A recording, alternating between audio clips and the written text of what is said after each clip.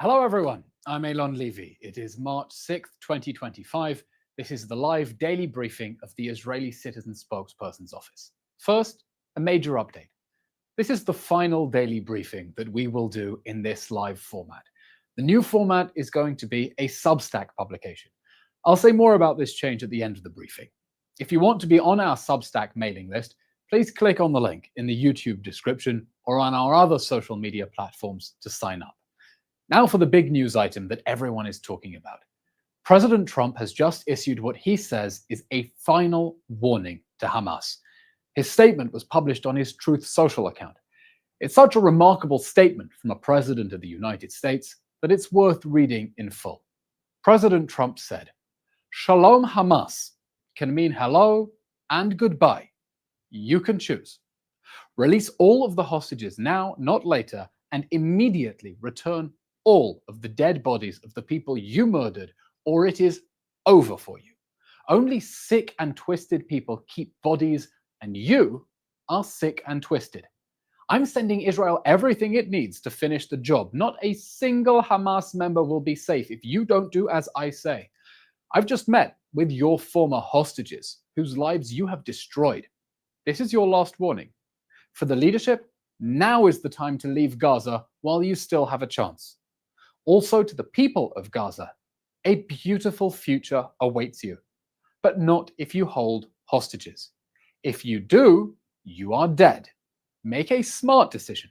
Release the hostages now, or there will be hell to pay later." End quote. President Trump's statement comes at a critical time. Phase 1 of the hostage ransom payment is over. Hamas remains the government of Gaza. Hamas controls Gaza. During phase 1 of the ransom payment, Hamas released a total of 33 living and murdered Israeli hostages, in exchange for Israel releasing over 1,000 Palestinian terrorists and Gazans who were detained after October 7th. And Hamas secured the full withdrawal of Israeli forces from almost all of Gaza. Israel paid a ransom in order to bring its citizens home. We're not at phase 2 because Hamas refuses to give up power in Gaza. Phase 2 says that Israel must withdraw from all of Gaza, including the Gaza-Egypt border where Hamas smuggles weapons.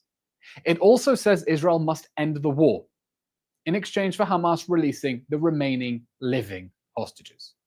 Israel won't end the war in Gaza, with Hamas as the government of Gaza promising to do more and more October 7th massacres from Gaza. Hamas says it won't release more hostages unless Israel allows Hamas to remain in power and plot more October 7th massacres. We are at an impasse. That is why President Trump's comments are so important. Hamas needs to get the message that it must free the hostages and surrender. Every world leader should send the same message that Trump sent. Trump's message to Hamas came as he met in the Oval Office with a number of Israeli survivors of Hamas captivity, some of whom escaped the dungeons of Gaza just days ago. These former hostages thanked President Trump for his efforts until now and encouraged him to continue pushing for the release of every hostage who remains in Gaza. Right now, there are 59 hostages trapped in the dungeons of Gaza. 24 are presumed alive, but they are all at imminent risk of death. I will not stop fighting for them until they are all home, and I hope you won't stop fighting for them either. We'll now take your questions. Thank you, Eylon. This is the most common question we've been getting. The Israeli Prime Minister said that Israel would no longer facilitate the transfer of food and supplies into Gaza. How long do you think this policy will last? Hamas is starving the hostages. We saw the images of hostages coming out of the dungeons of Gaza looking like Auschwitz survivors. Hamas is starving the hostages, and anyone who cares about hunger in Gaza should care about that deliberate starvation. Now, for the last year and a half, this war has been dragging on because Israel has been inadvertently fueling the Hamas war machine. International aid is aiding Hamas. It is Hamas's main mechanism of refinancing its war. The Hamas government of Gaza takes food, it taxes it, it uses that money to pay the fighters who are starving the hostages, and maybe even the civilians who are holding hostages in their homes.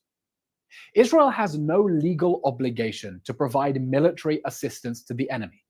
There is no country in the world that has ever transferred so many supplies into territory with which it is at war. Now, people will come and say, international law, the Geneva Conventions. I think international law matters.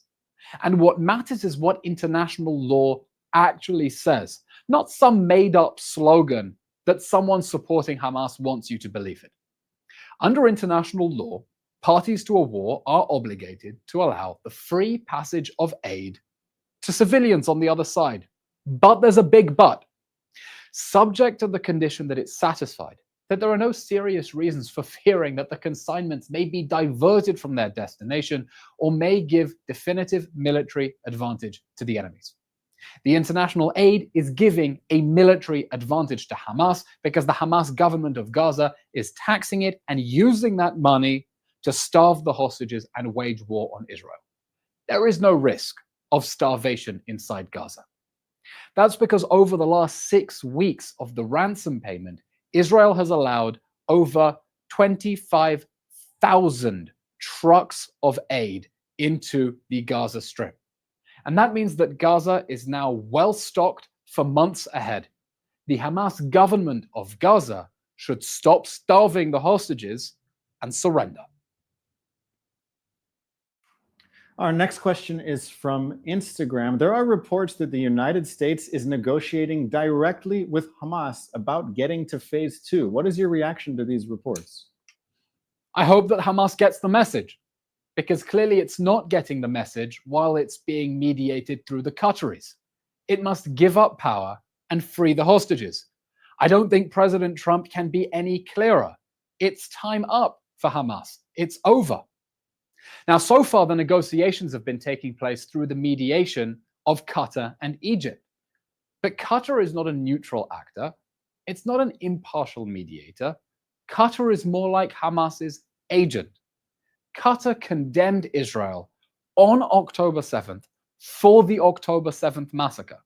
While the Hamas death squads were rampaging through the kibbutzim in the south, Qatar condemned Israel. Because Qatar wants Hamas to win. Qatar told Hamas to keep the hostages until it gets a ransom that allows it to remain in power. Right now, the US and Israel are trying to prevent an inevitable blow-up in negotiations by extending phase one, telling Hamas, this war will be on ice. We will pause it as long as you keep releasing hostages. And Qatar, the mediator, is telling Hamas, no, hold your ground. You'll get a better ransom deal that will keep you in power. So if the US cuts out the middleman, goes straight to Hamas and tells it, time's up, it's over, release the hostages, or we're giving Israel what it needs to finish the job, I hope they get the message loud and clear, even in tunnels 30 meters underneath Gaza. We have time for one more question, and it is coming from what's going on in the United States. Are you following the situation at Barnard College with the protesters there and them handing out Hamas literature? What's your reaction to this situation? I think all sensible people can understand that the nutters have gone too far. It's one thing to express ordinary human concern and sympathy for the victims of a war on the other side of the world. It's another thing to wear terrorist chic and be actively protesting for an Islamist jihadi organization that wants to destroy Israel and hates America. The fact is, right now on campuses across the United States, Jewish students, the Gen Zionist warriors, are trying to restore normalcy so that everyone can study, so everyone can learn, so everyone can have a normal college experience and go to college to do whatever it is they went to college to do. And we have a radical, violent movement supporting some of the worst, most evil villains of the 21st century, disrupting studies for everyone and making life a misery for everyone, all in the name of one of the most regressive and repressive jihadi regimes on the planet. And I hope that now that people see that the nutters have gone too far, they see that this is a deranged and violent movement, and hopefully we will see sanctions coming from the US administration as well, the tide will turn as the good Jewish and Israeli students who've been fighting for everyone to just be able to study are able to turn around and say, see, we've been fighting for everyone to just get on and study at colleges, just like Israel is fighting for the rights of its citizens to get on with their ordinary lives without having their lives upended by this jihadi mania. This is an emotional moment for me. Since the Israeli Citizen Spokesperson's Office began operating in May 2024, at the height of the October 7th war, we have broadcast more than 200 live daily briefings from our social media platforms, not skipping a single workday. The production of these live briefings was an enormous operation that enabled us to reach audiences we never thought possible. The live format enabled us, me and my team of citizen spokespeople, to spread clear and compelling messages at lightning speed. As the October 7th war enters a new and uncertain phase, we are going to change the format of our daily briefings to something different, something that is more useful and accessible to our global community that is standing up and speaking up for Israel and the Jewish people. This new format is going to be a Substack publication. If you want to be part of our global spokes community, please sign up. The sign up link is in the YouTube description to this video and on all of the other social media platforms where you may be watching this. Go to the link right now and click it. You can also make a pledge to support our efforts. The Israeli Citizen Spokesperson's Office is an independent NGO. We are 100% private donor funded and depend on the generosity of people like you around the world, those who care enough about the future of the Jewish people to tune into these briefings, even if it's 8 a.m. on the East Coast. In addition to this Substack publication, our citizen spokespeople will be appearing regularly on TV news shows around the world. And we will share the clips that showed them making the case for Israel in the global media.